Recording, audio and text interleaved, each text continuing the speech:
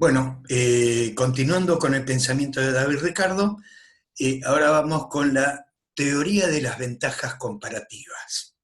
Esta teoría se refiere básicamente a los problemas del comercio internacional y la división internacional del trabajo.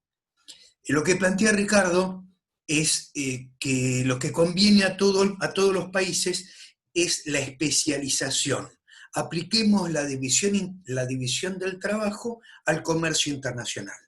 Un país se especializa en aquellas cosas que es más productivo, ¿sí?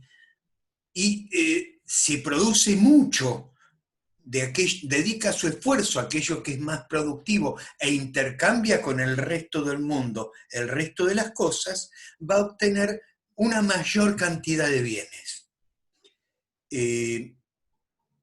Con Smith se pensaba lo mismo, pero estaba el problema de lo que se denomina ventajas absolutas, ¿sí? La productividad en horas hombre. Si hay un país que produce muy caro todo, le toma mucho trabajo todos los productos, no va a ser ventajoso su comercio con nadie, porque sus productos son caros. Ahora bien, Ricardo plantea un ejemplo, ¿sí? Con dos productos y dos bienes que verán en el paper, ¿sí? Y plantea que lo que varían son los precios relativos de los bienes. Si cada país se dedica a producir lo que es más productivo, ¿sí? E intercambia con el resto, se compara eso, ese más productivo, se compara con lo que él viene, con lo que él sabe producir. Nos da el ejemplo entre vinos y telas, ¿sí?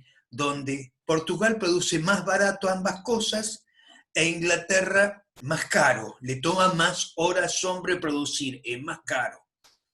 Ahora bien, en términos comparativos, ¿sí? Es más barato producir vino en Portugal y en términos comparativos es conveniente producir telas en Inglaterra. Y si cada uno se dedica a producir lo que es más productivo, ¿sí? E intercambia con el resto, eh, todos se van a ver beneficiados. Esta teoría lo que nos plantea es la conveniencia de la división internacional del trabajo. Ricardo soluciona el tema de las ventajas absolutas, que alguien pueda absolutamente producir todo muy caro, le tome muchas horas hombre producir algo. Ahora bien, que se dedique a lo que comparativamente le resulta más barato e intercambia. Resultado de la división internacional del trabajo, esta teoría es mucho más que una teoría.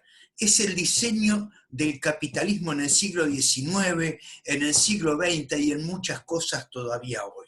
En el siglo XIX, cuando Inglaterra domina, como les decía en la lección anterior, ¿sí? Terminadas las guerras napoleónicas, el único país industrial a nivel mundial era Inglaterra. Por lo tanto, desarrollamos la división del trabajo, ¿sí? ¿Quién va a ser el país que venda productos industriales? Inglaterra, no hay otra, ¿sí? Y los países como el nuestro, que solo producen bienes primarios, ¿qué van a hacer? Seguir produciendo bienes primarios. El problema ya lo contestan pensadores alemanes en 1840, ¿sí? Que Friedrich List, para ser específico, que si nos insertamos en el comercio internacional bajo la división del trabajo, jamás vamos a tener industria. El que no la tiene nunca la va a tener. ¿Qué pasó con la aplicación de la división internacional del trabajo? ¿Sí? Países como toda Sudamérica, les voy a dar el ejemplo de lo que algo conozco, ¿sí? Tenemos nuestra Argentina se especializó siempre en productos agropecuarios. Primero con la vaca, después el trigo, ahora la soja, pero siempre productos agropecuarios. Brasil, que el café, que el cacao, que la banana, lo mismo. Venezuela con el petróleo, Colombia café, cacao y ahora coca, Perú con el pescado, Chile con el cobre, toda nuestra Sudamérica se insertó en la división internacional del trabajo, no desarrolló una industria competitiva a nivel mundial y, y nos quedamos ahí, siempre como productores primarios.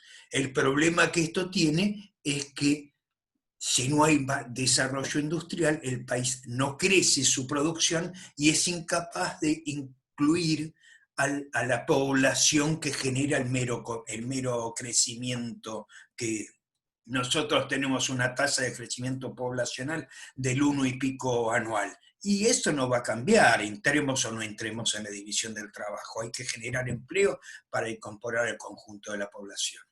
Bueno, ¿qué pasó con los países que no le hicieron caso a Inglaterra y no ingresaron en la división internacional del trabajo?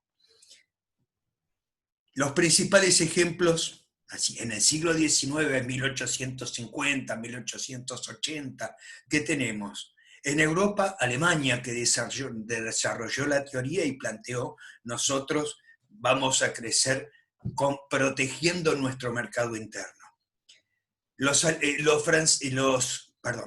Francia ya había ingresado al desarrollo industrial al principio, con la Revolución Francesa.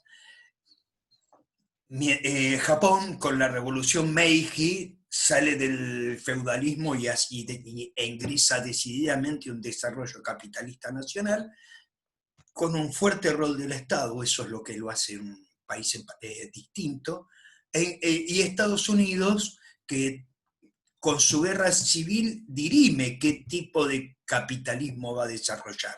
¿Sí? La verdad de la guerra civil yanqui es que si hubiera ganado el sur, Estados Unidos sería mucho más parecido a Argentina de lo que es ahora. Ganó el norte industrialista que no quería entrar en la división del trabajo y Estados Unidos llegó a ser un país industrial. Si hubiera ganado el sur que producía algodón para la industria textil yanqui, hoy Estados Unidos sería un país mucho más parecido al nuestro. Si hubieran ganado los federales, que planteaban un desarrollo industrial o por lo menos artesanal, Argentina tendría un presente muy distinto. El punto central, volviendo a Ricardo, es que su teoría diseñó el mundo capitalista. Los países que le hicieron caso a Ricardo son países todavía hoy productores de bienes primarios e importadores de bienes con mayor grado de incorporación tecnológica. Mientras que los países que no le hicieron caso a la teoría de Ricardo y desarrollaron su propia industria son los países dominantes.